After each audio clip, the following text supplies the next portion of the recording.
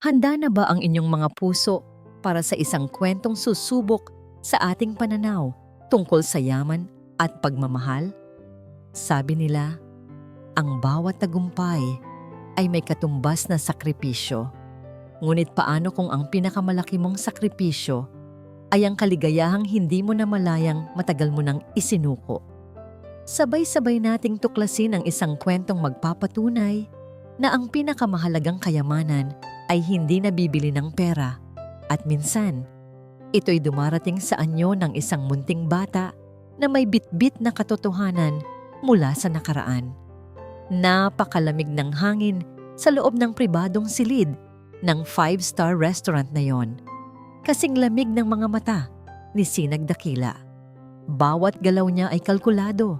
Bawat salitang binibitawan niya ay may bigat ng ginto. Sa harap niya, 3 investor mula Japan ang tahimik na nakikinig, nabibighani sa kanyang karisma at talas ng isip. Para kay Sinag, isa lang itong ordinaryong gabi, isang multimilyong pisong kontrata na malapit nang mapa sa kanya. And so, gentlemen, Dakila Corporation isn't just offering you an investment. We are offering you the future. Pagtatapos niya, itinaas niya ang kanyang baso ng mamahaling alak, isang senyales na tapos na ang usapan. Ngumiti ang mga Hapon. Tumango sila bilang pagsang-ayon. Ang tunog ng mga nag-uumpugang kristal na baso ang tanging maririnig. Tagumpay. Muli, nanalo na naman si Sinag Dakila. Ito ang mundong ginagalawan niya. Isang mundo ng numero, ng kapangyarihan, ng kontrol. Ngunit sa isang iglap, nabasag ang perpektong sandaling iyon. Isang komosyon ang nagsimula. Sa labas ng silid, may mga boses na nagtataas. May pagmamadali. Kumunot ang noo ni Sinag, isang maliit na gatla ng iritasyon sa kanyang mukha. Ayaw niya ng anumang aberya. Bumukas ang pinto at pumasok ang kanyang security head. Balisa ang mukha. "Sir, pasensya na po sa abala." Hindi na nito natapos ang sasabihin. Mula sa likuran nito, isang maliit na bata ang sumingit. Isang batang babae na marahil ay nasa 8 taong gulang. Suot ang isang simpleng bestidang kulay rosas na halatang luma na. Magulo ang kanyang buhok, ngunit may determinasyon sa kanyang mga mata. Napahinto ang lahat. Ang mga investor ay nagtatakang napatingin sa bata. Si Sinag, sa unang pagkakataon sa gabing iyon, ay nawalan ng kontrol sa sitwasyon. Sinong bata yan? Paano siya nakapasok dito? Malamig na tanong ni Sinag sa kanyang security. Ngunit hindi ang security ang sumagot. Ang bata mismo ang humakbang palapit sa kanya. Walang bakas ng takot. Sa isang kamay, hawak nito ang isang kupas na litrato. Sa isa pa, isang luma at gasgas na manikang gawa sa basahan. "Ikaw po ba si Sinag Dakila?" tanong ng bata. Malinaw ang kanyang boses, ngunit may kaunting panginginig. Tinitigan lamang siya ni Sinag. Ang iritasyon niya ay napalitan ng pagtataka. Hindi naghintay ng sagot ang bata. Itinaas nito ang litrato. Isang larawan ng isang mas batang Sinag, nakangiti ng malapad. Katabi ang isang babaeng may pinakamagagandang mata na nakita niya sa buong buhay niya. Si Liab. Para siyang sinampal ng 1,000 alaala. Biglang bumalik ang lahat. Ang tamis, ang sakit, ang panghihinayang. Sabi po ni Mama, bago siya pumunta sa langit, hanapin daw kita. Patuloy ng bata. Sabi niya, "Ikaw daw po ang papa ko." Isang nakabibinging katahimikan ang bumalot sa silid. Ang mga investor ay nagkatinginan. Ang mga katulong ni Sinag ay hindi makagalaw. Ngunit hindi pa doon natapos ang lahat. Dahan-dahang ibinaba ng bata ang kwelyo ng kanyang bestida. At doon, sa may bandang leeg nito, sa ibabaw ng kanyang dibdib, ay may isang marka. Isang balat na hugis gasuklay na buwan. Napasinghap si Sinag. Ang hangin ay tila ninakaw mula sa kanyang mga baga. Ang markang yon, Ang marka na yon na buong buhay niyang itinago sa ilalim ng kanyang mga mamahaling damit. Ang marka na katulad ng sa kanya. Ang pangalan ko po ay Huni, sabi ng bata, na ngayon ay may namumuong luha sa mga mata. Ako po ang anak ninyo. Bumagsak ang lahat ng pader na itinayo ni Sinag sa paligid ng kanyang puso. Ang kontrata, ang mga investor, ang kapangyarihan, lahat ay naglaho. Ang tanging nakikita niya ay ang mga mata ng bata, mga matang kahawig ng kailiyab. Sa isang kilos na hindi niya pinag-isipan, tumayo si Sinag. Walang salitang lumabas sa kanyang bibig. Tinalikuran niya ang naguguluhang mga Hapon. Sinenyasan ng kanyang assistant na ayusin ang lahat at marahang hinawakan ang braso ni Huni. Ang biyahe pauwi sa kanyang mansyon ay binalot ng matinding katahimikan. Nakaupo si Huni sa tabi niya sa mamahaling leather seat ng kanyang kotse, mahigpit na yakap ang manika. Si Sinag naman ay nakatingin lang sa labas ng bintana, pinapanood ang mga ilaw ng syudad na dumadaan na parang mga multo. Ang isip niya ay isang malaking bagyo ng pagtanggi, alaala, at isang damdaming matagal na niyang ibinaon ang sakit. Pagdating sa mansyon, ipinagbilin niya ang bata sa kanyang pinagkakatiwalaang kasambahay na si Yaya Payapa. Hindi niya magawang tingnan ng diretso si Huni. Pagkatapos, nagkulong siya sa kanyang banyo. Humarap siya sa malaking salamin. Ang refleksyon niya ay isang taong makapangyarihan, matagumpay, kinatatakutan. Ngunit sa gabing iyon, isa lamang siyang lalaking ginugulo ng nakaraan. Dahan-dahan niyang tinanggal ang kanyang kurbata, binuksan ang mga butones ng kanyang mamahaling polo, at doon, sa ibabaw ng kanyang dibdib, tumambad ang marka. Ang gasuklay na buwan, ang hindi maikakailang tanda ng kanyang pagkatao, at ngayon, ang hindi maikakailang katibayan ng isang katotohanang pilit niyang tinatakasan. Napahawak siya sa malamig na marmol ng lababo, nanginginig ang mga kamay. Tinitigan niya ang sarili sa salamin, ang mga matang puno ng gulat at pagtanggi, at sa katahimikan ng kanyang banyo, isang bulong ang kumawala sa kanyang mga labi. Hindi maaari. Kinabukasan, sinubukan ni Sinag Dakila na bawiin ang kontrol sa kanyang buhay sa paraang alam niya, gamit ang kanyang kapangyarihan at pera. Bago pa man sumikat ang araw, tinawagan na niya ang kanyang personal assistant. "Miguel, gusto kong bilhin mo ang lahat." Utos niya. Ang boses ay matigas at walang emosyon, na para bang isang business transaction lamang ang pinag-uusapan. Ang pinakamalaki, pinakamahal, pinakamagandang mga laruan, mga damit mula sa mga sikat na designer. Lahat ng sa tingin mo ay magugustuhan ng isang 8 taong gulang na bata. Ipuno mo ang guest room. I want it done within the hour. Para kay Sinag, simple lang ang solusyon. Bawat problema ay may presyo. Ang atensyon, ang pagmamahal, ang paglimot, lahat ay kayang bilhin. Ito ang batas na pinaniniwalaan niya sa mundong kanyang nilikha. At gaya ng inaasahan, natupad ang kanyang utos. Bago pa man mag-almusal, ang dating minimalist at malamig na guest room ay naging isang munting paraiso ng mga laruan. May isang life-size dollhouse, isang kumpletong set ng pangkulay na may daan-daang kulay, mga laruang debaterya na kumakanta at sumasayaw, at isang aparador na puno ng mga bestidang mas mahal pa sa sahod ng isang ordinaryong empleyado. Ngunit ang batang nagngangalang Huni ay hindi natinag. Naupo lamang ito sa isang sulok ng malambot na carpet, sa gitna ng naglalakihang mga kahon at kumikinang na mga laruan. Mahigpit nitong yakap-yakap ang luma at gasgas na manikang basahan, ang tanging bagay na dala nito mula sa dati niyang buhay. Hindi nito pinansin ang alinman sa mga bagong gamit. Ang mga mata nito ay nakatutok lamang sa bintana, tila naghihintay ng isang taong hindi nababalik.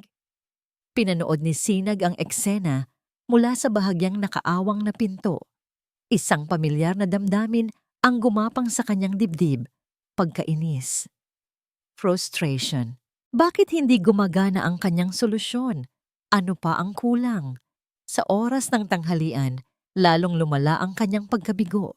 Nagpahanda siya ng pagkain mula sa isang sikat na chef. Miniature steak, truffle pasta, at isang dessert na gawa sa Belgian chocolate. Ngunit umiling lamang si Huni. Isinara nito ang kanyang bibig at muling yumakap sa kanyang manika.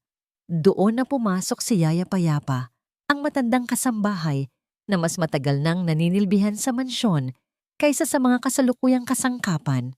Dala-dala nito ang isang simpleng mangkok na umuusok pa. "Naku, Hija, halika rito." Malumanay na tawag ng matanda. "Nag-aalala na ang papa mo. Tikman mo itong niluto ni Yaya para sa'yo, arroz caldo." Umupo si Yaya Payapa sa sahig, katabi ng bata. Hindi niya ito pinilit. Hinipan niya muna ang mainit na lugaw bago maingat na isinubo sa kutsara. Sa unang subo, nag-atubili si Huni. Ngunit sa amoy pa lang ng luya at manok na humahalo sa malagkit na kanin, tila may naaalala itong init. Isang pamilyar na lasa ng pag-aaruga. Dahan-dahan, ibinuka ni Huni ang kanyang bibig at sumubo. Tapos isa pa, at isa pa, hanggang sa maubos ang laman ng mangkok. Nakatayo pa rin si Sinag sa labas ng pinto. Isang tahimik na anino. Ganoon lang? Isang mangkok ng lugaw ang katapat ng lahat? Isang bagay na hindi niya kayang bilhin o utusan ng sino man na gawin? Sa sandaling iyon, naramdaman niya ang kanyang pagiging inutitil. Ang bilyonaryong CEO, ang henyo sa negosyo, ay hindi man lang kayang pakainin ang sarili niyang anak. Buong hapon, nagkulong si Sinag sa kanyang opisina sa loob ng mansyon. Sinusubukang ibaling ang atensyon sa trabaho. Ngunit ang imahe ni Huni ay pilit na bumabalik. Kinagabihan, hindi na siya nakatiis. Tahimik siyang naglakad pabalik sa silid ng bata. Naabutan niya itong nakaupo sa kama, hawak ang kupas na litrato ni Liab. Nakatalikod ito sa pinto, kaya hindi nito namalayan ang kanyang pagdating. "Mama," narinig niyang bulong ni Huni sa litrato. "Okay lang po ako dito. Malaki po ang bahay ni Papa. Pero malamig po. Miss na po kita." Isang matalim na kirot ang tumusok sa puso ni Sinag. Hindi na ito pagkainis. Ito ay sakit. Purong sakit na dulot ng pagsisisi. Nakita niya sa bata hindi na lang isang problema na kailangang solusyonan, kundi isang batang nangungulila. Isang batang nasasaktan. Tulad niya. Samantala, sa isang high-rise building sa kabilang dako ng syudad, isang babae ang nakangisi habang nakatingin sa skyline ng Maynila. Si Marahuyo Lagdameo, ang pinakamalaking karibal ni Sinag sa negosyo, ay ibinaba ang kanyang telepono. Isang bata, ho? Bulong niya sa sarili. Ang kanyang mga pulang labi ay kumurba sa isang mapanganib na ngiti. Sinong mag-aakala? Ang isang sinagdakila ay may itinatagong kahinaan, interesting. Isang plano ang nabubuo na sa kanyang isip. Sa mansyon, napabuntong hininga si Sinag at akmang tatalikod na nang biglang tumunog ang kanyang telepono. Isang numero na hindi niya maaaring baliwalain. Ang kanyang ina. Sinagot niya ito. "Ma?" Walang pagbati. Walang kumusta. Isang boses na kasing lamig at kasing tigas ng yelo ang kanyang narinig mula sa kabilang linya. "Sinag, kailangan nating mag-usap tungkol sa batang yan. Ngayon din." Ang pag-uusap nila ng kanyang ina ay mabilis at brutal. Dumating si Gunita Dakila sa mansyon na parang isang general na mag-iinspeksyon sa kanyang kampo. Walang yakap, walang ngiti. Pumasok siya sa opisina ni Sinag at umupo sa silyang nasa tapat niya. Ang kanyang tindig ay perpekto. Ang kanyang mukha ay isang maskara ng malamig na determinasyon. "This is a mess, Sinag." Simula niya, hindi na nagpaligoy-ligoy pa. "Isang iskandalo na hindi natin kailangan. Ang pangalan ng dakila ay kailangan nating protektahan." "She's my daughter, Ma." Mariin ngunit mahinang sagot ni Sinag. na ikinagulat niya mismo. Isang sarkastikong tawa ang kumawala kay Gunita. Anak mo siya dahil sa isang balat? Sinag, matalino ka. Huwag kang padadala sa emosyon. Kailangan nating ayusin ito ng tahimik at mabilis. Paalisin mo ang mga gamit ng bata. Ipakita mong isa lamang itong pagkakamali. Isang pansamantalang abala. Utos iyon, hindi mungkahi. Nagtagpo ang kanilang mga mata. Sa loob ng ilang segundo, nakita ni Sinag sa mata ng kanyang ina ang parehong bakal na determinasyon na nagtulak sa kanya sa tuktok ng mundo ng korporasyon. Ngunit ngayon, ang bakal na yon ay nakatutok sa kanya, sa anak niya. Tumango na lang siya, hindi dahil sa pagsang-ayon, kundi dahil sa pagod. Wala siyang lakas na makipagtalo. Kaya naman, sa gabing iyon, natagpuan ni Sinag ang sarili sa silid ni Huni. Hindi para paalisin ang bata, kundi para sundin ang utos ng kanyang ina na linisin ang lugar. Nakapatay ang pangunahing ilaw at tanging ang liwanag mula sa isang maliit na lampshade ang nagsisilbing gabay niya. Natutulog na si Huni sa malaking kama, mahimbing, payapa, walang kamalay-malay sa bagyong dala ng kanyang pagdating. Sinimulan ni Sinag na ayusin ang mga gamit. Inilagay niya sa isang sulok ang mga mamahaling laruang hindi naman ginagalaw. Pagkatapos, napako ang tingin niya sa maliit at lumang bag na dala ni Huni. Sa loob niyon, bukod sa ilang piraso ng damit at sa manikang basahan, ay may isang maliit na kahon na gawa sa kahoy. Simple lang ito, walang barnis, ngunit halatang iningatan. Dinala ng kuryosidad, binuksan niya ito. Sa loob, may isang salansan ng mga liham na nakatali ng isang pulang sinulid. Ang sulat kamay sa sobre ay pamilyar. Isang sulat kamay na minsan ay dahilan ng kanyang pagpupuyat sa gabi. Naghihintay ng kahit isang mensahe lang. Sulat kamay ni Liab. Umupo siya sa sahig, sa tabi ng kama, kung saan natutulog ang kanyang anak. Nanginginig ang mga kamay niyang kinuha ang unang liham. Para ito kay Huni. Mahal kong Huni, basa niya sa isip. Habang sinusulat ko ito, nasa sinapupunan pa lang kita. Hindi mo pa alam kung gaano kakamahal ng mama at hindi mo pa kilala ang papa mo. Ang pangalan niya ay Sinag. Siya ang pinakamatapang at pinakamatalinong lalaki na nakilala ko. Ang ngiti niya, anak, kayang liwanagan ang pinakamadilim na gabi. Biglang bumalik sa alaala niya ang kape alaala, ang maliit na kapihan sa Baryo Amihan, kung saan palagi silang nagtatagpo. Naalala niya ang halakhak ni Liab na parang musika sa kanyang pandinig. Ang paraan nito ng pagtitig sa kanya na para bang siya ang sentro ng buong sansinukob. Ang mga alaala ay dumaloy na parang ilog, mainit at masakit. Isang mainit na likido ang pumatak sa papel. Hindi niya namalayang tumutulo na pala ang kanyang luha. Ang unang luha sa loob ng halos isang dekada. Pinunasan niya ito ng mabilis, na para bang isang kahinaan, at kinuha ang sumunod na liham.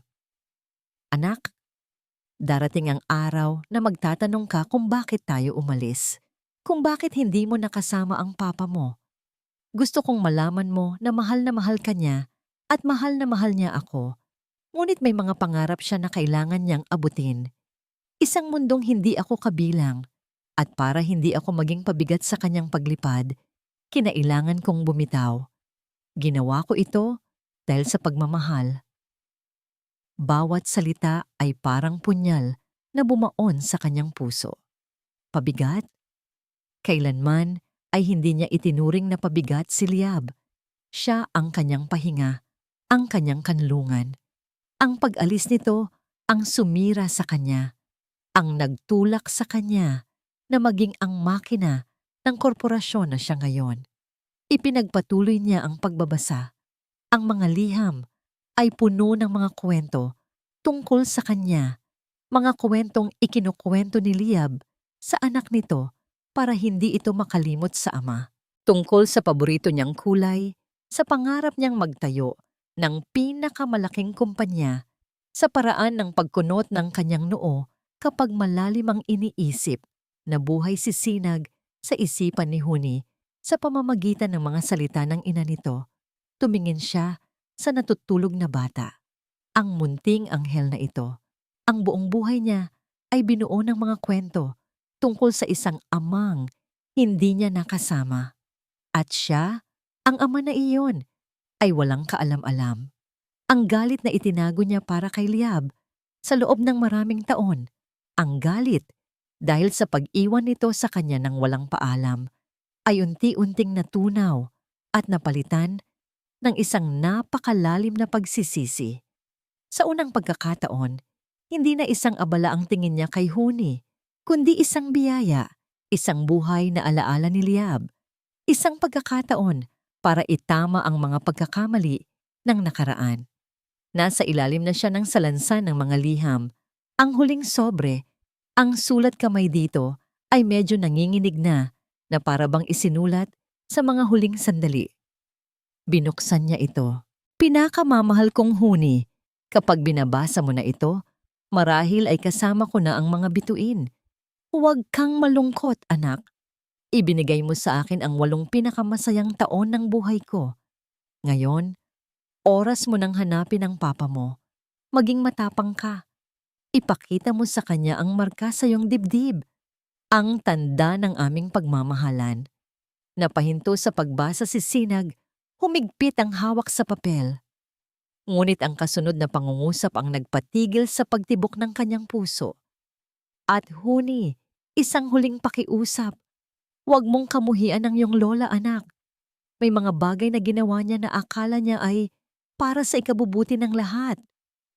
Parang bombang sumabog sa isipan ni Sinag ang mga salitang yon. Ang kanyang lola, ang kanyang ina. Bigla niyang naintindihan. Ang biglaang pag-alis ni Liab, ang mga hindi sinasagot na tawag, ang pag-iwas ng mga kaibigan nito, at ngayon, ang agarang utos ng kanyang ina na linisin ang lahat ng bakas ni Huni. Napatitig siya sa liham, pagkatapos ay sa natutulog na bata, isang nakakakilabot na hinala ang nagsimulang mabuo sa kanyang isipan. Isang hinalang napakasakit isipin, kaya't pilit niya itong iwinawaksi noon. Ang kanyang inang nirerespeto niya, ang kanyang inang palagi niyang sinusunod. Siya ba ang dahilan ng lahat ng ito? Siya ba ang humadlang sa kanilang kaligayahan? Ang lamig sa silid ay hindi na dahil sa aircon. Ito ay ang lamig na gumapang mula sa kanyang puso, dala ng isang katotohanang unti-unting lumilinaw sa harap niya. Hindi nakatulog si Sinag ng gabing iyon. Ang mga liham ni Liab ay nakakalat sa mamahaling lamesa sa kanyang opisina. Bawat isa ay saksi sa mga taon na nasayang at sa pag-ibig na hindi namatay. Ang hinala tungkol sa kanyang ina ay isang lason na unti-unting kumakalat sa kanyang sistema. Ngunit may isang bagay na mas malinaw kaysa sa lason na iyon. Ang pangako. Isang pangakong hindi niya namalayang binuo sa kanyang puso habang binabasa ang mga salita ni Liab. Ang pangakong susubukan niyang maging ama. Kinabukasan, bumangon siya bago pa man magising ang buong kabahayan. Isang bagong determinasyon ang dala niya. Hindi na ito tungkol sa pera o sa paglutas ng problema. Ito ay tungkol sa pagbuo ng isang koneksyon. Naalala niya ang isang partikular na detalye sa isa sa mga liham ni Liab. Paborito ng papa mo ang pancake, anak, pero hindi basta-basta pancake. Ang kaya niya lang gawin ay yung may smiley face. Lagi pa itong sunog sa isang gilid, pero para sa akin, iyon ang pinakamasarap sa lahat. Isang ngiti ang sumilay sa labi ni Sinag sa unang pagkakataon sa loob ng mahabang panahon. Pancake. Iyon ang gagawin niya. Nagpunta siya sa malawak at modernong kusina ng mansyon. Naabutan niya si Yaya Payapa na naghahanda na ng agahan. Yaya, ako na po ang bahala sa almusal ni Huni, deklara niya. Napatigil ang matanda, gulat na napatingin sa kanya. Po, sir? Sigurado po kayo? Oo, Yaya. Kaya ko na to, sabi niya. Pilit na pinatatatag ang boses Kahit na ang totoo ay hindi niya alam kung saan magsisimula. Nagsimula ang komedya. Ang CEO na kayang magpatakbo ng isang multibilyong pisong kumpanya ay hindi alam kung paano buksan ng maayos ang isang itlog. Ang unang dalawa ay nabasag sa sahig. Ang pangatlo ay may kasamang shell. Ang harina ay kumalat sa kanyang itim na t-shirt. Ang gatas ay bahagyang natapon sa sahig. Para siyang isang isda na inilagay sa lupa. Kalmado sa labas, ngunit nagkakagulo sa loob. Pinanood lang siya ni Yaya Payapa mula sa malayo. Nagpipigil ng tawa ngunit may bakas ng tuwa sa kanyang mga mata. Pagkatapos ng ilang minutong pakikipagbuno sa mga sangkap, sa wakas ay nakabuo siya ng isang malapot na mixture. Ipinainit niya ang kawali. Nilagyan ng mantikilya at nagsimulang ibuhos ang pancake batter. Sinubukan niyang gumuhit ng dalawang mata at isang nakangiting bibig. Ngunit ang timing niya ay mali. Masyadong mainit ang kawali. Umusok ito. Usok. Sumunog. Ang amoy ng sunog na pancake ay kumalat sa buong kusina. Nag-alarma ang smoke detector. Sa gitna ng ingay at usok, isang maliit na figura ang lumitaw sa may pintuan ng kusina. Si Huni. Nakasuot ng puting pantulog, kinukusot ang kanyang mga mata. Nakita niya ang eksena. Ang kanyang ama na may harina sa muka. Iwinawas-iwas ang isang tuwalya sa smoke detector at ang isang itim at walang hugis na bagay sa kawali. Napahinto si Sinag. Ito na yon, pagkabigo. Inaasahan na niya ang reaksyon ni Huni, katahimikan, o marahil, pagkadismaya. Humanda siya sa pinakamasakit. Ngunit ang narinig niya ay hindi katahimikan. Isang maliit na pot ang kumawala sa bibig ni Huni. Sinundan ito ng isang mahinang hagik-gik. At pagkatapos, isang malakas, malinaw, at totoong halakhak. Iyon ang unang pagkakataon na naririnig ni Sinag na tumawa ang kanyang anak. Ang tunog niyon ay mas matamis pa sa kahit anong papuri na natanggap niya sa buong buhay niya. Mas mahalaga pa sa kahit anong kontratang napanalunan niya. Para iyong musika na pumuno sa bawat sulok ng kanyang malamig na puso. Nawala ang hiya at pagkainis ni Sinag. Napangiti na lang din siya habang nakatingin sa luto niyang sakuna. Mukhang hindi na ito smiley face, ano? Sabi niya, nahihiya. Umiling si Huni. Tumatawa pa rin. Mukha po siyang galit na uling papa. Papa. Tinawag siya nitong papa. Sa huli, nauwi sila sa pagkain ng cereal na may gatas sa breakfast nook. Umupo silang magkatabi. Tahimik na ngumunguya. Ang agahan ay simple lang. Hindi ito ang gourmet meal na ipinahanda niya kahapon. Ngunit ang pakiramdam ay 100 beses na mas mainit, mas totoo. Natuklasan ni Sinag na ang pagiging ama ay hindi pala tungkol sa pagiging perpekto. Minsan, ito ay tungkol sa sabay na pagtawanan ang mga sunog na pancake. Hapon na nang ihatid niya si Huni sa bago nitong paaralan. Habang papaalis ang kotse, nakita niya mula sa salamin ang isang pamilyar na babae na lumalapit sa kanyang anak. Matangkad, elegante, at nakasuot ng isang mamahaling damit. Si Marahuyo. May ibinigay itong isang magandang manika kay Huni at may ibinulong. Nakita ni Sinag ang pagkalito sa mukha ng kanyang anak. Isang masamang kutob ang biglang gumapang sa kanyang dibdib. Binalewala niya ito. Marahil ay nagkataon lang. Pagbalik niya sa kanyang opisina sa Dakila Tower, mas gumaan ang kanyang pakiramdam. May pag-asa. May simula. Ngunit ang sandali ng kapayapaan ay biglang nawasak. Bumukas ng malakas ang pinto ng kanyang opisina. Pumasok ang kanyang assistant na si Miguel, namumutla at hingal na hingal. "Sir," sigaw nito, hawak ang isang tablet. "Sir, kailangan niyo po itong makita." Iniabot nito sa kanya ang tablet. Sa screen, isang sikat na gossip website ang nakabukas. At sa pinakaitaas, isang malaking headline na sumisigaw. CEO Sinag Dakila, ang bilyonaryong ama na pumapabaya sa kanyang sikretong anak. At sa ilalim nito, isang larawan. Isang larawan ni Huni, nakaupo mag-isa sa isang bench sa playground ng eskwelahan, mukhang malungkot at inabandona. Isang larawang kinunan kanina lang. Isang larawang perpektong nagpinta sa kanya bilang isang kontrabida. Ang init na naramdaman niya kaninang umaga ay biglang naglaho na palitan ng nagyayelong galit. Naintindihan na niya, hindi yun nagkataon lang. Isa yung planadong pag-atake. Ang mundo ni Huni ay isang koleksyon ng mga bago at nakakalitong bagay. Ang bagong bahay ay kasinlaki ng isang palasyo, pero ang mga pader nito ay hindi marunong yumakap. Ang mga laruan ay kumikinang at magaganda, pero wala silang mga kwento.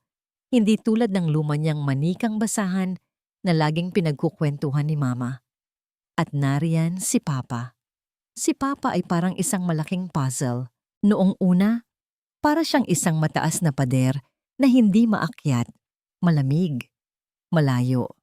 Ngunit kaninang umaga, nakita ni Huni ang isang siwang sa pader na yon. Nakita niya ang isang papa na may hari na sa mukha at marunong masunugan ng pancake. Ang tawa nilang dalawa sa kusina ang pinakamasayang tunog na narinig niya mula nang mawala si Mama. Sa wakas, naramdaman niya ang isang sinulid ng koneksyon, isang maliit na sinulid ng pag-asa. Sabi ni Mama sa mga liham, mabait daw si Papa. At kaninang umaga, naniwala si Huni doon. Ngunit ang pag-asang yon ay marupok, madaling sirain. Sa eskwelahan, habang nag-iisa siyang nakaupo sa isang bench, isang magandang babae ang lumapit sa kanya. Ang pangalan daw nito ay Tita Marahuyo. Sabi niya, siya raw ang pinakamatalik na kaibigan ni Mama Liab noon. Kamukha mo talaga ang mami mo, Huni. Sabi nito, ang boses ay malambing na parang pulot. Hinaplos nito ang kanyang buhok. Alam mo ba, lagi kanyang ikinukwento sa akin. Sabi niya, ikaw daw ang kanyang munting sinag ng pag-asa. Napangiti si Huni. Ang sino mang kaibigan ni Mama ay kaibigan na rin niya. Pero alam mo, patuloy ni Marahuyo, at biglang nagbago ang tono nito. Naging malungkot. Nalulungkot ako para sa mami mo at para sa iyo. Kumunot ang noo ni Huni. Bakit po? Umupo si Marahuyo sa tabi niya at inilabas ang isang magandang manika na nakasuot ng kumikinang na bestida. Ibinigay niya ito kay Huni dahil alam ko kung gaano kanya kamahal at alam ko kung gaano siya nasaktan noon. Dahil sa papa mo, parang may tumusok na maliliit na karayom sa puso ni Huni. Po?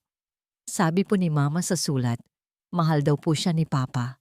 Isang malungkot na ngiti ang gumuhit sa mga labi ni Marahuyo. Oo, mahal siya ng papa mo. Sa simula.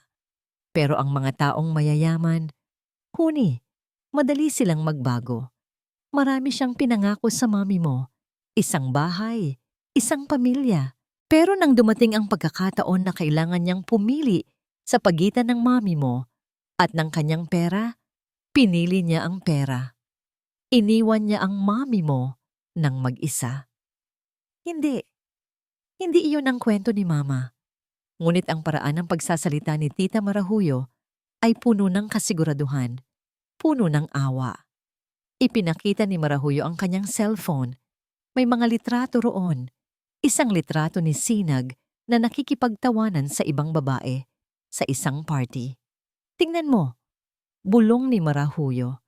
Ito ang panahon na dapat ay kasama niya ang mami mo, pero mas pinili niyang magpakasaya. Ang mga litrato ay bago. Ang mga kwento ay luma. Ngunit sa isipan ng isang 8 taong gulang, madali itong mapaghalo. Ang sinulid ng pag-asa na nagsimulang mabuo kaninang umaga ay unti-unting nalalagot. Pag-uwi niya ng hapon, ang papa na sumundo sa kanya ay ang papa na nakangiti. Ngunit ang nangiting iyon ay hindi na niya kayang suklian. Ang mga salita ni Tita Marahuyo ay umuugong sa kanyang tainga. Iniwan niya ang mami mo. Iiwan ka rin niya. Kaya ng gabing iyon, nang subukan ni Sinag na kumustahin siya, Umiwas si Huni. Nang subukan itong basahan siya ng kwento, nagtulog-tulugan siya. Naramdaman niya ang sakit sa mga mata ng kanyang ama, ngunit mas malakas ang takot sa kanyang puso. Takot na baka totoo ang lahat. Takot na baka kapag minahal na niya ng buo ang kanyang papa, saka naman siya nito iiwan. Pumasok sa silid ang kanyang lola Gunita. Ang lola niya ay parang reyna sa isang pelikula. Laging tuwid ang likod. At ang mga mata ay laging may hinahanap na mali. Ngumiti ito sa kanya. Ngunit hindi umabot sa mga mata nito ang nangiti.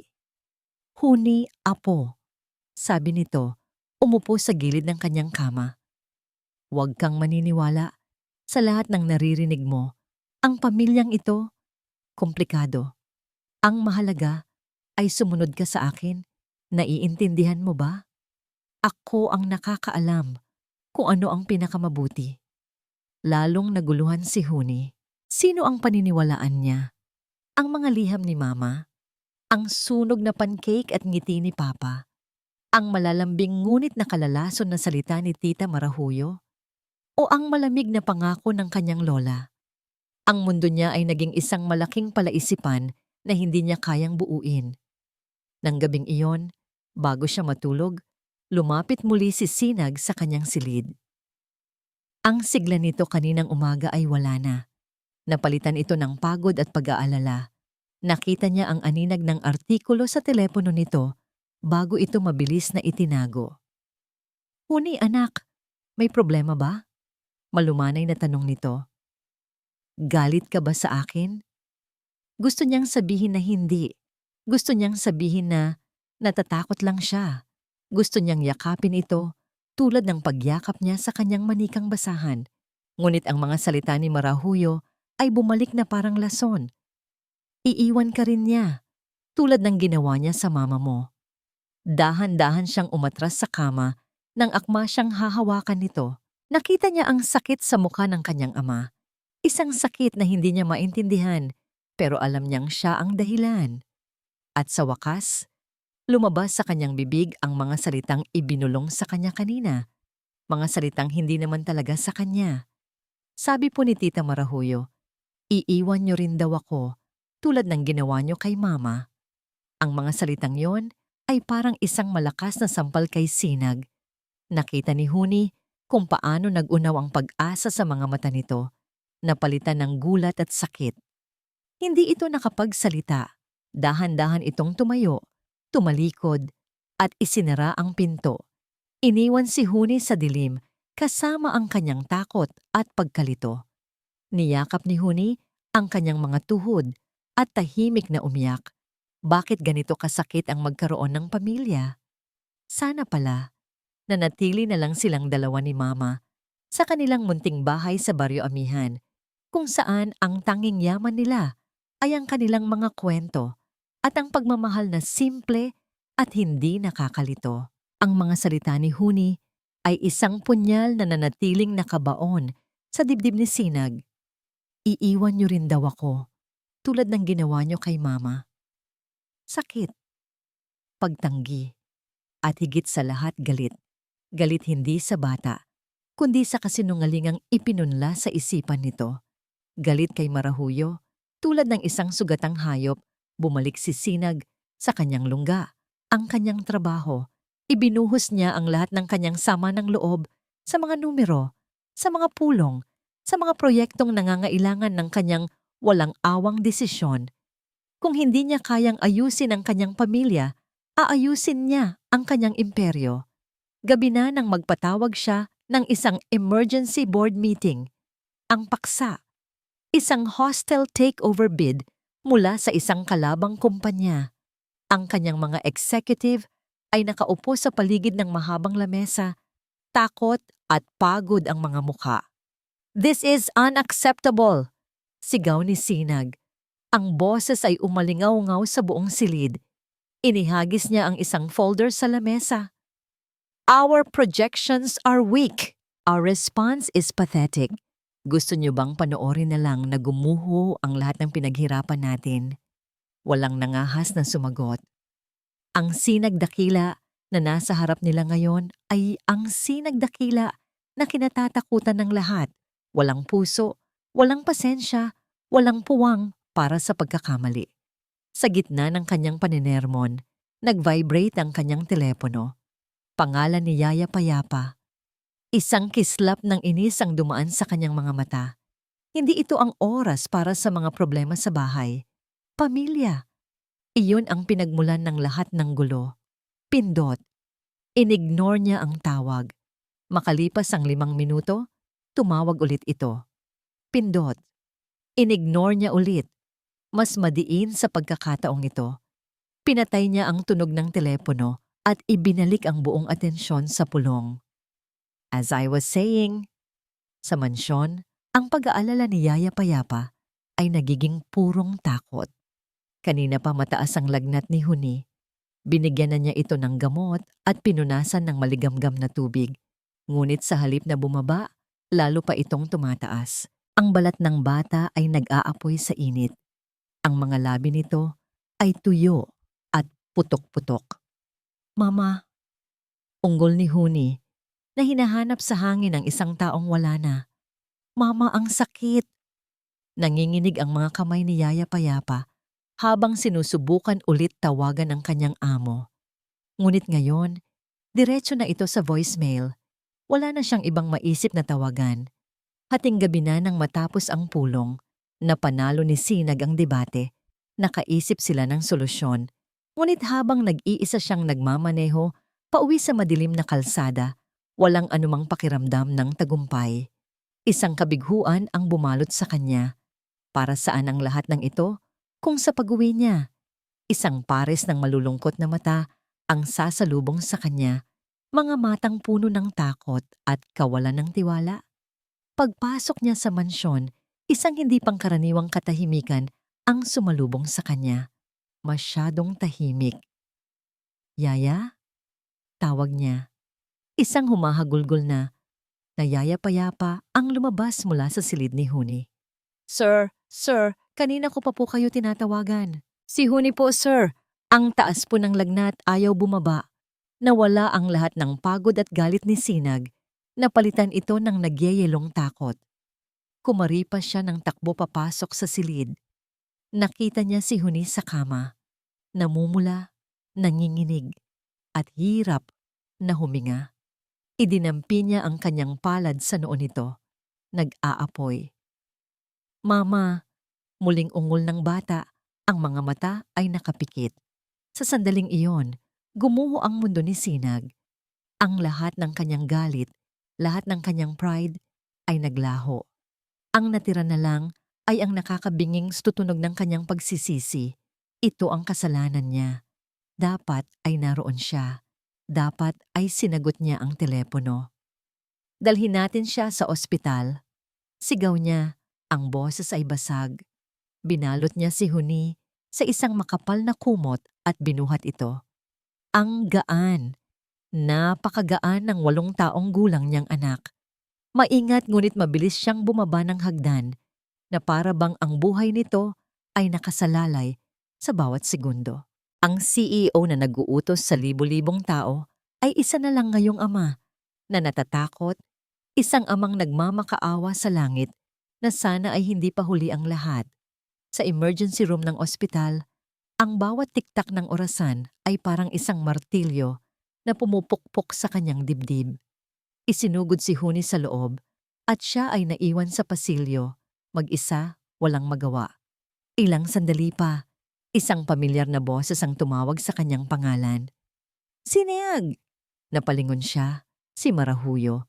Tumatakbo palapit sa kanya. Ang muka ay nagpapakita ng perpektong maskara ng pag-aalala. Oh my God, Sinag!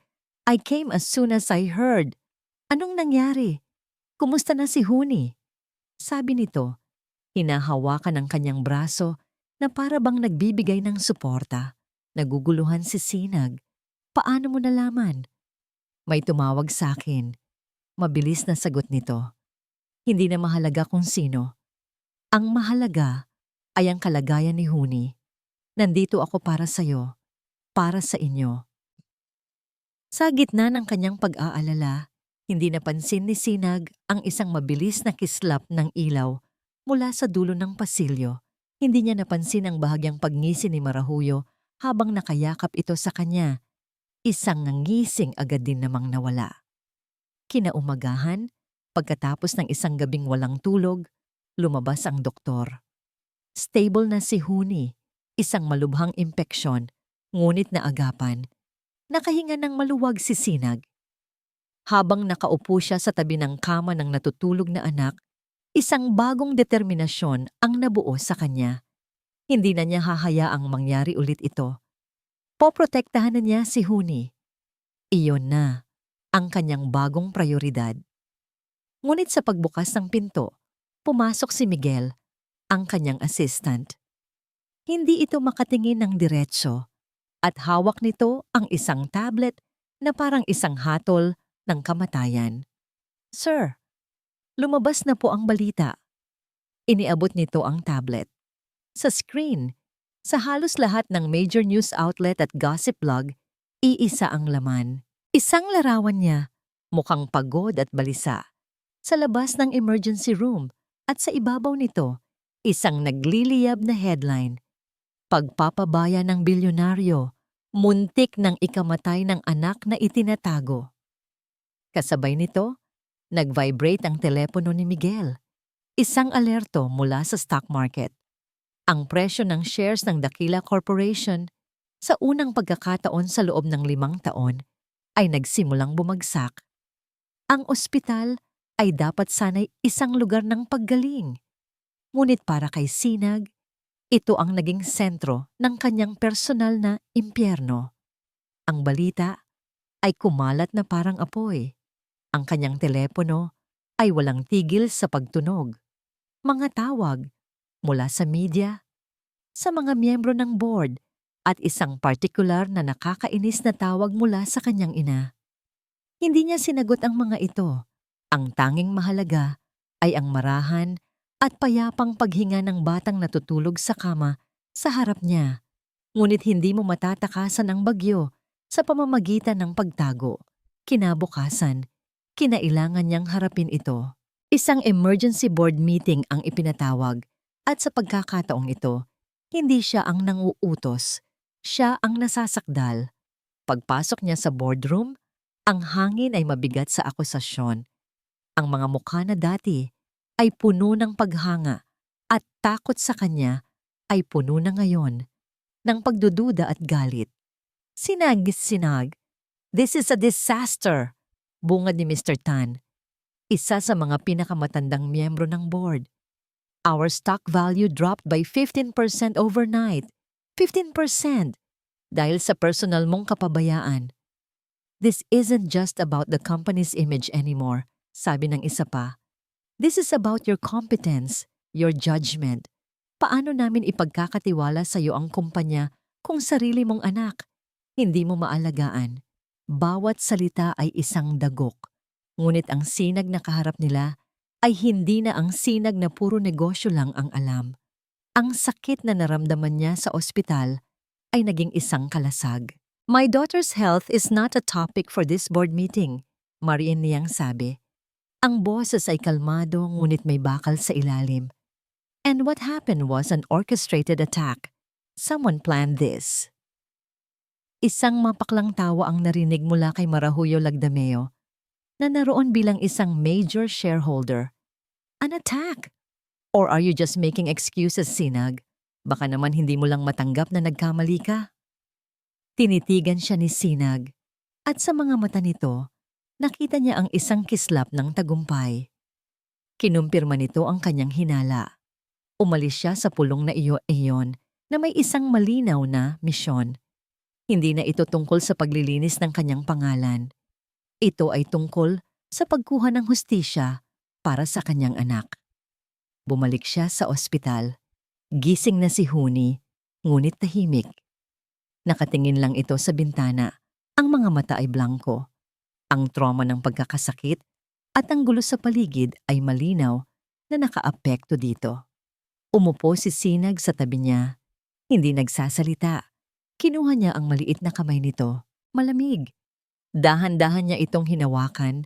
Sinusubukang iparating Sa pamamagitan ng kanyang palad ang lahat ng hindi masabi ng kanyang bibig. Ang pagsisisi, ang pangako, ang pagmamahal. Huni, bulong niya, ang boses ay basag. Anak, patawarin mo si Papa. Hindi na ulit mangyayari to. Hinding-hindi na. Poprotektahan kita. Pangako yan. Hindi lumingon si Huni, ngunit naramdaman niyang bahagyang humigpit ang hawak nito sa kanyang daliri. Iyon lang. At para kay Sinag, iyon ay sapat na. Mula sa ospital, nagdiretso siya sa kanyang opisina at ginawa ang bagay na pinakamahusay niyang gawin, ang mag-utos at mag-imbestiga. Miguel, I want everything, sabi niya sa kanyang assistant. CCTV footage from the hospital, the name of the photographer, the bank account where the payment was sent. I want the entire trail. Now! Sa loob ng ilang oras, ang mga piraso ng puzzle ay nagsimulang magkabit-kabit. Ang photographer ay isang freelance paparazzi na nakatanggap ng tip mula sa isang hindi kilalang numero. Ang bayad ay idinaan sa isang dummy account. Ngunit sa tulong ng kanyang mga contact, na-trace ni Sinag ang pinagmulan ng pondo. Isang kumpanyang pag-aari ng kanang kamay ni Marahuyo. Ang ebidensya ay naroon na. Ngunit para kay Sinag, may kulang pa. Isang bagay na mas malalim. Isang bagay na personal. Bumalik siya sa mansyon at muling binuklat ang mga liham ni Liab. Binasa niya ang bawat isa, ngunit ngayon, hindi na siya naghahanap ng aliw. Naghahanap siya ng armas, naghahanap siya ng katotohanan, at doon niya nakita isang pangungusap sa isa sa mga huling liham na hindi niya masyadong pinansin noon dahil sa tindi ng kanyang emosyon. Napakahirap ng desisyon na ito, anak, pero kinausap ako ng isang malapit na kaibigan. Sabi niya, kung mahal ko talaga ang papa mo, palalayain ko siya. Hahayaan ko siyang abutin ang kanyang mga pangarap nang walang pabigat na tulad ko. Isang malapit na kaibigan. Naalala niya ang sinabi ni Marahuyo sa ospital, "Nandito ako para sa'yo." Naalala niya ang pagpapakilala nito kay Huni bilang best friend ni Liab. At naalala niya ang hinala tungkol sa kanyang ina. Lahat ng ito ay konektado. Ang pag-atake sa media, ang pagmamanipula kay Huni, ang pag-alis ni Liab, 8 taon na ang nakalipas. Hindi ito dalawang magkahiwalay na bagyo. Iisa lang itong perpektong unos na matagal nang namumuo. Kinuha ni Sinag ang kanyang telepono. Nanginginig ang kanyang mga daliri habang hinahanap ang numero ng kanyang ina. Oras na para malaman ang buong katotohanan, gaano man ito kasakit. Sumagot ito sa pangalawang ring. Sinag, I assume you called to tell me you've handled the situation. Hindi pinansin ni Sinag ang sinabi nito. Huminga siya ng malalim, pinatatag ang kanyang boses, at nagtanong ng isang napakasimpleng tanong na naglalaman ng bigat ng 8 taon ng sakit at panlilinlang. Ma, ano ang naging papel ni Marahuyo sa pag-alis ni Liab noon? Isang katahimikan ang sumunod sa kabilang linya. Isang nakabibinging katahimikan, walang pagtanggi, walang paliwanag. Tanging ang bigat ng isang katotohanang hindi masabi. Isang katahimikang mas malakas pa sa kahit anong pag-amin. At sa katahimikang iyon, alam na ni Sinag ang sagot. Hindi na hinintay ni Sinag ang sagot sa telepono. Ang katahimikan ni Gunita ay sapat ng kumpirmasyon. Ibinaba niya ang tawag at nagmaneho papunta sa bahay ng kanyang mga magulang. Ang bahay kung saan siya lumaki. Ang bahay na minsan niyang tinawag na tahanan, ngunit ngayon ay parang isang palasyo ng mga kasinungalingan. Naabutan niya ang kanyang ina sa opisina nito. Eksakto kung saan niya inaasahan. Nakaupo ito sa likod ng isang malaking mahogany desk, napapalibutan ng mga libro at mga tropeyo ng tagumpay. Perpekto pa rin ang tindig nito, ngunit sa unang pagkakataon, nakita ni Sinag ang maliliit na siwang sa maskara nito, ang bahagyang panginginig ng mga kamay, ang pagod sa ilalim ng mga mata. Isinara ni Sinag ang pinto sa likuran niya. Ang tunog ng pag-click ng seradura ay parang isang hatol. Bakit? Iyon lang ang salitang lumabas sa kanyang bibig.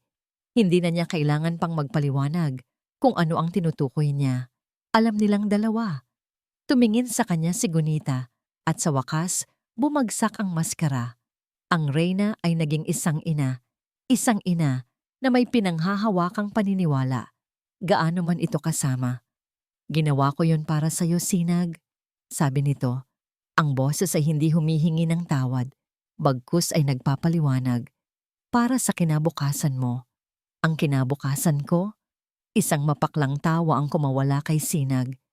Ang kinabukasan na kayo ang pumili para sa akin? Masaya ako sa kanya. Masaya ako kay Lisyab. Hindi ba yun sapat? Tumayo si Gunita at lumapit sa bintana. Nakatalikod sa kanya. Ang kaligayahan ay panandalian, Sinag. Ang pag-ibig, kumukupas. Pero ang legasya, ang kapangyarihan, ang pangalan ng dakila, iyon ay pangmatagalan. Ang babaeng yon, hindi siya nababagay sa mundo natin. Galing siya sa wala. Anong maibibigay niya sa'yo, kundi mga problema at kahihiyan? Nag-init ang ulo ni Sinag. Ang maibibigay niya sa akin ay pagmamahal na totoo. Isang bagay na hindi kayang bilhin ng pera ninyo. Isang bagay na ipinagkait niyo sa akin. Ipinagkait? Humarap si Gunita. Ngayon ay may galit na sa kanyang boses. Ibininigay ko sa iyo ang lahat. Ang pinakamagandang edukasyon, ang kumpanyang ito. Lahat ng ito ay para sa iyo. Pero hindi ko ito hiningi. Sigaw ni Sinag. Ang sakit ng 8 taon ay bumuhos sa isang sigaw. Ang gusto ko lang ay si Liab at ang anak namin. Dito na nagsimulang gumuho ang pagpipigil ni Gunita. Ang kanyang mga mata ay nagsimulang mamasa. Nakikita niya ang sarili 8 taon na ang nakalipas. Kaharap ang isang batang-bata, pangliyab, sa isang tahimik na kapihan. Nakita niya ang tapang sa mga mata ng dalaga. Habang sinasabi nito na hindi niya iiwan si Sinag. Ngunit nakita rin niya ang pag-aalala nang ilatag niya sa mesa ang mga litrato ng pamilya nila. Mga litrato ng mga politiko, ng mga bilyonaryo. Isang mundong kayang durugin ang isang simpleng dalaga na tulad niya. Hindi ito para sa akin, sabi ni Gunita sa alaala. Ito ay para sa kanya. Kung mananatili ka sa buhay niya, sisirain mo siya. Hihilahin mo siya pababa. Kung mahal mo siya talaga, palalayain mo siya. At pagkatapos ay dumating si Marahuyo, ang kaibigan na siyang nagbigay ng impormasyon tungkol sa pagbubuntis ni Liab, ang nagsabi kung saan matatagpuan ng dalaga, ang nag-alok, na tulungang kumbinsihin si Liab na umalis para sa ikabubuti ng lahat. Si Marahuyo, bulong ni Sinag, na para bang nabasa niya ang isip ng ina. Siya ang nagsabi sa inyo. At tumango si Gunita. Oo, at tinulungan niya akong kausapin si Liab. Akala ko pareho kami ng layunin. Ang protektahan ka. Hindi niya alam na may sariling agenda si Marahuyo. Ang maangkin si Sinag para sa kanyang sarili. Protektahan ako? Hindi makapaniwalang sabi ni Sinag. Ma, sinira niyo ang buhay ko. Sinira niyo ang buhay niya. At ngayon, ginagamit ni Marahuyo ang anak ko para tuluyan akong wasakin. At kayo ang nagbigay sa kanya ng armas. Ang katotohanan ay lumabas na. Isang masakit, pangit, at hindi na mababago pang katotohanan. Si Gunita, sa kanyang pag-ibig na nakakalason, ay naging arkitekto ng pinakamalaking kalungkutan ng kanyang anak. Naiwang nakatayo si Sinag, ang kanyang puso ay basag sa 1,000 piraso. Ang galit niya ay napalitan ng isang malalim na awa. Awa para kay Liab, awa para sa kanyang sarili. At oo, kahit awa para sa kanyang ina. Isang inang naligaw sa sarili nitong ambisyon. Tapos na tayo, Ma. Mahinang sabi ni Sinag, ang kanyang boses ay walang galit. Tanging isang nakakapangilabot na pagtanggap. Lahat ng ito, lahat ng itinayo niyo para sa akin, isinusuko ko na. Tumingin siya sa kanyang ina, marahil sa huling pagkakataon na may bahid pa ng pagiging anak sa kanyang mga mata. Mula ngayon, isa lang ang pamilya ko at gagawin ko ang lahat para protektahan siya. Tumalikod si Sinag at naglakad palabas ng opisina, palabas ng bahay, palabas sa buhay na ipinilit sa kanya. Sa bawat hakbang, naramdaman niya ang paggaan ng kanyang dibdib. Hindi ito pagkatalo, ito ay paglaya. Pagkasakay sa kotse, kinuha niya ang kanyang telepono at tinawagan si Miguel. Miguel, sabi niya, ang boses ay matatag at puno ng isang bagong kapangyarihan. Isang kapangyarihang hindi galing sa pera. Magpatawag ka ng press conference bukas ng umaga. Oras na para marinig ng lahat ang totoong kwento. Ang ballroom ng Dakila Tower ay puno ng mga nag-uunahang camera flashes at nagbubulungang mga reporter. Ang hangin ay mabigat sa tensyon at espekulasyon. Ang balita ay kumalat. Magbibitiw na sa pwesto si Sinag Dakila. Ito na ang katapusan ng isang era. Sa harap na hilera, nakaupo si Marahuyo Lagdameo. Ang kanyang kasuotan ay itim na parabang nakikipaglamay, ngunit ang kanyang mga mata ay nagliliyab sa tagumpay. Sa tabi niya, ang kanyang mga abogado handa nang saluhin ang mga piraso ng bumabagsak na imperyo. Ito na ang sandaling pinakahihintay niya. Ang pagkakataong makuha ang lahat, ang kumpanya, at ang lalaking matagal na niyang inasam, na ngayon ay wala nang pagpipilian kundi ang sumuko. Biglang tumahimik ang lahat. Isang pinto sa gilid ng entablado ang bumukas, ngunit hindi lang si Sinag Dakila ang lumabas. Hawak niya sa isang kamay ang isang mikropono, at sa kabilang kamay, hawak niya ng mahigpit ang kamay ng isang maliit na batang babae na nakasuot ng simpleng puting bestida. Si Huni. Sabay silang naglakad papunta sa podium. Ang mga kamera ay nag-wild. Ang mga tanong ay nagsimulang umulan na parang mga bala. Ngunit hindi sila natinag. Si Sinag ay kalmado. Ang kanyang mga mata ay hindi nakatingin sa mga reporter, kundi sa kanyang anak. Si Huni naman, kahit halatang natatakot sa dami ng tao at sa ingay, ay buong tiwalang kumapit sa kamay ng kanyang ama. Nawala ang nangiti sa mukha ni Marahuyo. Hindi ito ang inaasahan niya. Nang makarating sila sa podium, hindi binitawan ni Sinag ang kamay ni Huni. Inayos niya ang mikropono, huminga ng malalim, at nagsimulang magsalita. Magandang umaga sa inyong lahat. Simula niya. Ang kanyang boses ay malinaw at matatag, umalingaw-ngaw sa buong silid. Inaasahan ninyong lahat na nandito ako para magbitiw sa pwesto. Nandito ako para linisin ang aking pangalan. Pero hindi yun ang dahilan kung bakit ako narito. Tumingin siya sa paligid, sa mga matang mapanghusga. Nandito ako para aminin ang aking mga pagkakamali. Isang bulungan ng kumalat sa mga manunood. Totoo ang mga paratang. Patuloy niya. Nagpabaya ako. Pero hindi sa paraang iniisip ninyo. Ang kapabayaan ko ay hindi nangyari noong isang linggo o noong isang buwan.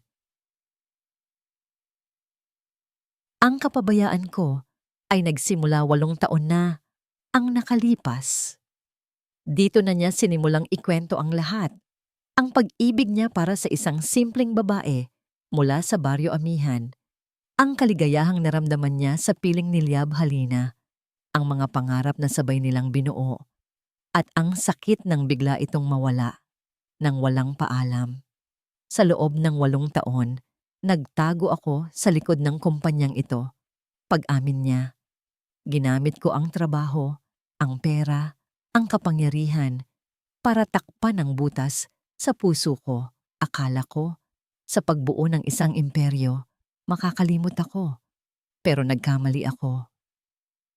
Tumingin siya kay Huni at sa mga mata nito, nakita niya ang lahat ng nawala sa kanya. Dahil ang pinakamahalagang bagay sa buhay ko ay hindi ko pala alam na nabubuhay na pala. Itinago siya sa akin. Dito na niya inilatag ang lahat ng ebidensya, ang mga recording ng tawag, ang mga bank transaction, ang mga testimonya, ang buong plano ni Marahuyo mula sa pagmamanipula nito kay Gunita.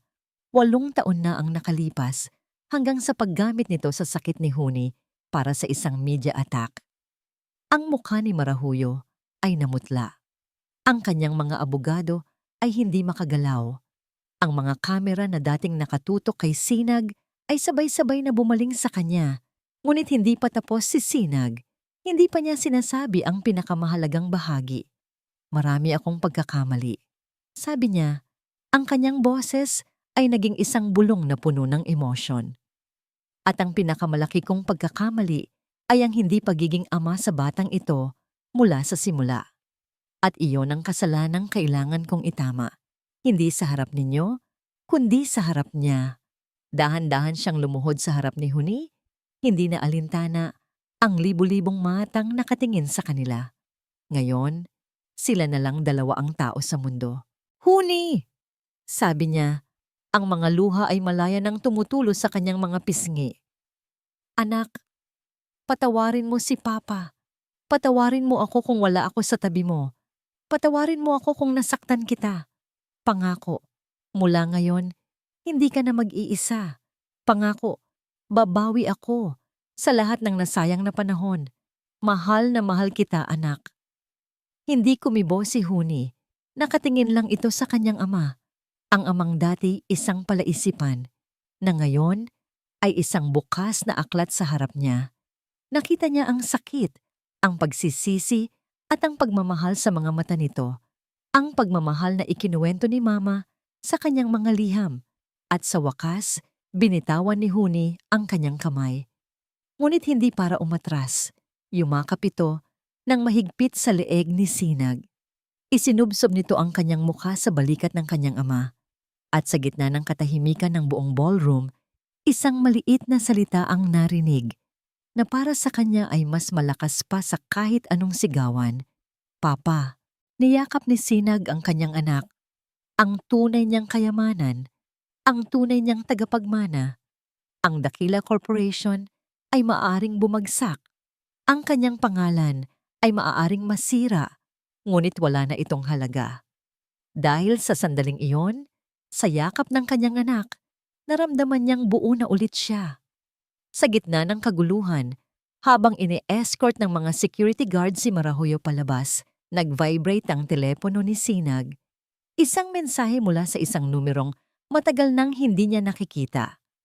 Isang litrato ito, isang kuha mula sa TV screen na nagpapakita sa kanya habang yakap si Huni.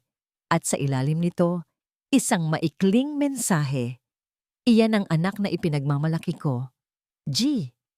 Makalipas ang ilang buwan, ang ingay ng syudad at ang gulo ng mundo ng korporasyon ay naging isang malayong alaala na lamang para kay Sinag. Gaya ng kanyang ipinangako, unti-unti niyang binitawan ang kontrol sa Dakila Corporation. Ipinasa ang pamumuno sa mga taong kanyang pinagkakatiwalaan, ang kanyang bagong full-time job, ang maging isang ama. Ngayon, wala sila sa isang malaking mansyon o sa isang mamahaling kotse. Naglalakad sila sa isang makipot na daan na lupa, sa ilalim ng mayabong na mga puno ng niyog, habang ang sariwang hangin mula sa dagat ay humahalik sa kanilang mga pisngi. Umuwi sila. Umuwi sila sa Baryo Amihan. Dito po ba nakatira si Mama noon, Papa? Tanong ni Huni. Ang kanyang maliliit na kamay ay nakahawak ng mahigpit kay Sinag. Oo, anak, sagot ni Sinag.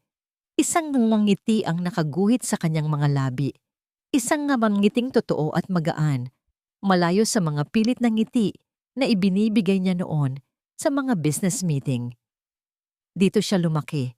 Bawat sulok ng lugar na ito, may kwento tungkol sa kanya.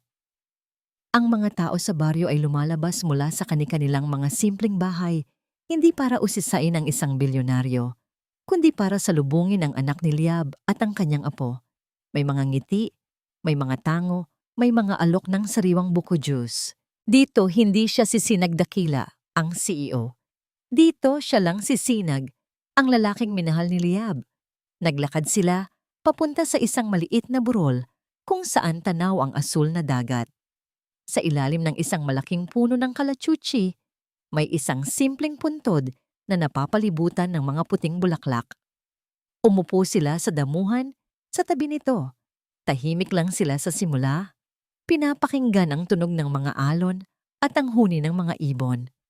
Anak, basag ni Sinag sa katahimikan. Gusto kong malaman mo kung gaano ka-espesyal ang mama mo. Siya ang pinakamatapang na babaeng nakilala ko. Iniwan niya ang lahat para lang protektahan ka. At araw-araw, binuhay ka niya sa mga kwento tungkol sa akin para hindi mo maramdamang nag-iisa ka. Ang pagmamahal niya ang naging tulay para magkita tayong dalawa. Kinuwento niya kay Huni ang lahat. Ang kanilang mga pangarap, ang kanilang mga tawanan sa ilalim ng puno ng mangga, ang mga pangakong binitawan nila sa isa't isa habang pinapanood ang paglubog ng araw. Hindi na ito masakit alalahanin. Ngayon, ang mga alaala ay isa ng mainit na yakap. Papa, sabi ni Huni, sumandal sa kanyang balikat. Nasaan na po si Mama ngayon? Tumingin si Sinag sa kalangitan. Nasa lahat siya ng dako, anak. Nasa sikat ng araw, nasa ihip ng hangin, nasa bawat alon na humahampas sa dalampasigan. At higit sa lahat, idinampi niya ang kanyang daliri sa dibdib ni Huni. Nandito siya, sa puso mo at sa puso ko. Sa kanilang pagbabalik mula sa burol, isang itim na kotse ang nakaparada sa tapat ng maliit na bahay na tinutuluyan nila. Ang bahay na minana ni Liab. Mula rito, bumaba ang isang babaeng nakasuot ng simpleng damit, malayo sa kanyang karaniwang eleganteng kasuotan. Si Gunita.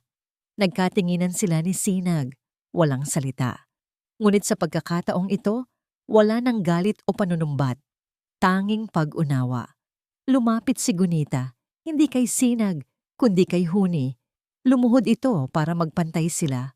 Ang mga mata ng dating reyna ng korporasyon ay puno ng pagsisisi at ng isang damdaming matagal na nitong itinago. Ang pagmamahal ng isang lola. Apo, sabi nito, ang boses ay nanginginig. Pwede mo ba akong tawaging lola? Tumingin si Huni kay Sinag. Tumango ang kanyang ama. Isang maliit na ngiti ng pahintulot. Ngumiti si Huni pabalik kay Gunita at yumakap. Isang yakap na naghilom sa mga sugat ng 3 henerasyon. Ang huling eksena ng kanilang araw ay naganap sa dalampasigan, kung saan unang nagkakilala sina Sinag at Liab. Ang araw ay palubog na. Pinipinta ang langit ng kulay kahel at rosas. Dala ni Sinag ang isang maliit na portable stove at isang bowl ng pancake batter. Handa ka na ba para sa lesson number 2? Nakangiting tanong niya kay Huni. Opo, masayang sagot ng bata. Sa pagkakataong ito, magkasama nilang ibinuhos ang batter sa kawali. Magkasama nilang ginuhit ang 2 mata at isang nakangiting bibig. Magkasama nilang hinintay na maluto ito sa tamang init. Hindi ito nasunog. Ito ay perpekto. Habang pinagsasaluhan nila ang pancake sa tabi ng dagat, pinanood ni Sinag ang kanyang anak. Ang tawa nito ay humahalo sa tunog ng mga alon. Ang nangiti nito ay mas maliwanag pa sa papalubog na araw. Natagpuan na niya ang kanyang yaman. Hindi ito isang imperyo ng mga gusali at numero. Ito ay isang kaharian na gawa sa buhangin na may isang munting prinsesa bilang kanyang tagapagmana. Ang pangalan niya ay Sinag Dakila at sa wakas, pagkatapos ng mahabang panahon, ang kanyang pangalan ay tugma na sa liwanag at kadakilaan na natagpuan niya, hindi sa tuktok ng tagumpay, kundi sa simpleng pagiging isang ama. Ang kanilang bagong simula. Ayan po nagtatapos ang ating kwento. Isang paglalakbay na nagturo sa atin na ang tunay na halaga ng buhay ay hindi nasusukat sa dami ng ating ari-arian, kundi sa lalim ng ating pagmamahal at sa mga pagkakataong handa nating itama ang ating mga pagkakamali. Ang kwento ni Sinag at Huni ay isang paalala na kahit sa pinakamadilim na nakaraan, laging may sinag ng pag-asang naghihintay, lalo na kung bubuksan natin ang ating mga puso sa pagpapatawad at sa pangalawang pagkakataon. Maraming salamat po sa inyong walang sawang pagsubaybay at pakikinig. Naway may aral kayong napulot sa kwentong ito. Kung mayroon kayong mga saloobin o komento, huwag po kayong mag-atubiling i-type sa comment section sa ibaba. Anong uri naman po ng kwento ang gusto ninyong marinig sa susunod? Ang inyong mga mungkahi ay lubos naming pinapahalagahan. Hindi dito nagtatapos ang ating paglalakbay. Marami pa pong kwentong kasing ganda at mas puno ng aral dito sa aming channel. Kung nagustuhan nyo ang kwentong ito, i-like, i-share sa pamilya at mga kaibigan. At mag-subscribe na rin para lagi kayong updated sa mga susunod pa naming kwento. I-click nyo ang notification bell para kayo ang unang makarinig kapag may bago kaming upload. Pagpalain po kayo ng Panginoon, kayo at ang inyong buong pamilya. Hanggang sa muli.